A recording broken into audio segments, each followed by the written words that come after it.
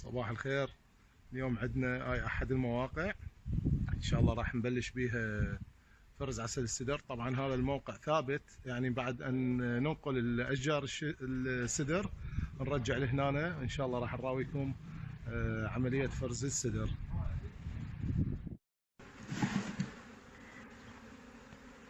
هذا احد الاطارات مالتين الحلوة المختوم. شوفوا دقيقة، هذا المختوم، هذا العسل المختوم، عسل السدر.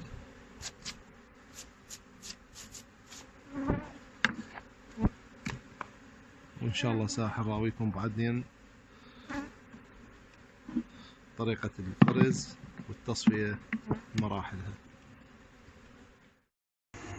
المرحلة الثانية بعد أن استخرجنا الإطارات هي تهيئة الإطار للفرز من خلال قشط الشمع، الختم مال الشمع مثل ما تلاحظون. نقشط وجه الإطار ختم الشمع حتى يظهر هذا العسل مثل ما تشوفون.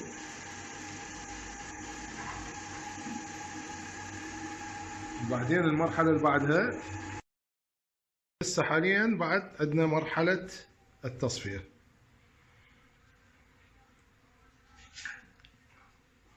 هسه بعد الفرز مرحلة التصفية.